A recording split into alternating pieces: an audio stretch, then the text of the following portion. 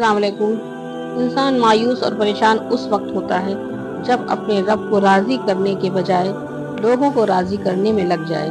تیرے عیب سے آگاہ کرے وہ تیرا مخلص دوست ہے۔ جب تم بڑوں کی مجلس میں بیٹھو تو ان سے کچھ سیکھو، اور جب چھوٹوں کی مجلس میں بیٹھو تو ان کو کچھ سکھاؤ۔ زندگی گزارنا نہیں جینا سیکھیں۔ ہر انسان کی زندگی میں دکھ پریشانی آتی ہے، ان کا اشتہار لگانے سے ہمدردی تو مل جاتی ہے مگر سکون نہیں ملتا۔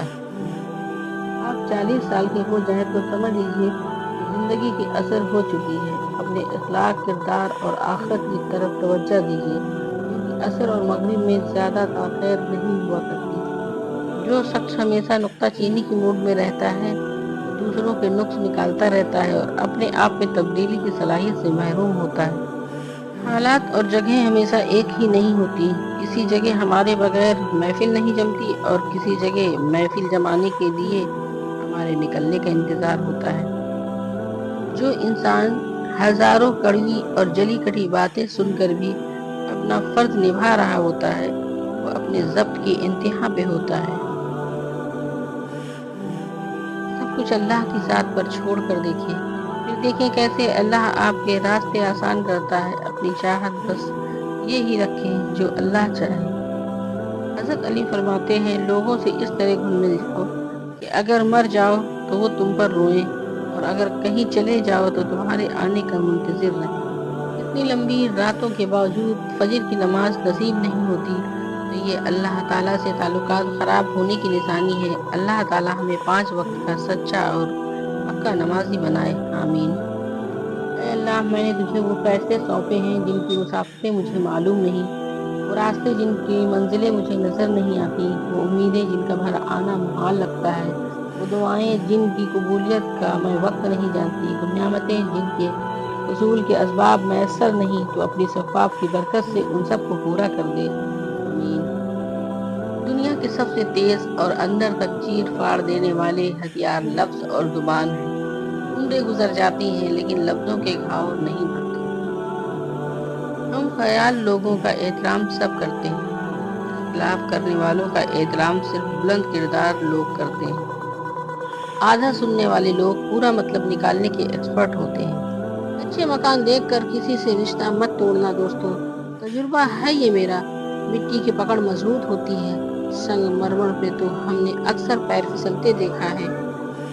حضرت علی نے ارشاد فرمایا، ہزاروں لوگوں میں اس ایک کو عزیز رکھو جو تمہاری غیر موجودگی میں بھی تمہاری عزت پر کوئی داغ برداشت نہ کر سکے۔ حضرت علی نے ارشاد فرمایا، جب بھی فارغ وقت ملے تو اپنی ماں کے پاس جا کر بیٹھ جایا کرو، کیونکہ ماں کے ساتھ گزارا ہوا وقت قیامت کے دن نجات کا باعث بنے گا۔ صبر ایک ایسی سواری ہے جو اپنے سوار کو کبھی گرنے نہیں دیتی، نہ کسی کے قدموں میں نہ کسی کی نظروں میں۔ موت کا وقت نہ ہو تو موت خود زندگی کی حفاظت کرتی ہے، اور جب وقت قریب آ جائے تو زندگی بھاگتے ہوئے جا کر موت کو گلے لگا لیتی ہے۔ ایک انسان کی دنیا میں آنے کی خبر 9 مہینے پہلے ہی ہو جاتی ہے، لیکن جانے کی خبر 9 سیکنڈ پہلے بھی نہیں ہوتی، اس لیے زندگی کو غنیمت سمجھیں۔ دنیا تعلیم یافتہ لوگوں سے بھر گئی ہے مگر انسانیت سے خالی ہو گئی ہے۔ پہلے 2 لوگ لڑتے تھے تو تیسرا صلح کراتا تھا، مگر اب تیسرا ویڈیو بناتا ہے۔ یا اللہ، ہمیں توبہ کے وقت ایسا رونا عطا فرما جو دل کی گہرائیوں سے نکلے اور اس طرح نکلے کہ تجھے ہم پہ ترس آ جائے اور تو ہمیں معاف فرما دے۔ زندگی بہت مختصر ہے، سمجھ آتے آتے گزر جاتی ہے۔ دل میں کوئی بات نہ رکھیں، نہ جھگڑے طویل ہونے دیں، معاف کر دیں، کیونکہ معاف کر دینا اللہ کو پسند ہے۔ بڑے بڑوں کی بڑی بڑی خدمت کرنے کے بجائے چھوٹے لوگوں کی چھوٹی چھوٹی ضرورت پوری کر دیا کرے۔ ان کی زبان سے نکلی ہوئی دعا آپ کی تقدیر بدل سکتی ہے۔ دنیا میں سب سے مہنگا لیکوئڈ آنسو ہوتے ہیں، جن میں صرف 1% پانی اور باقی 99% احساسات ہوتے ہیں۔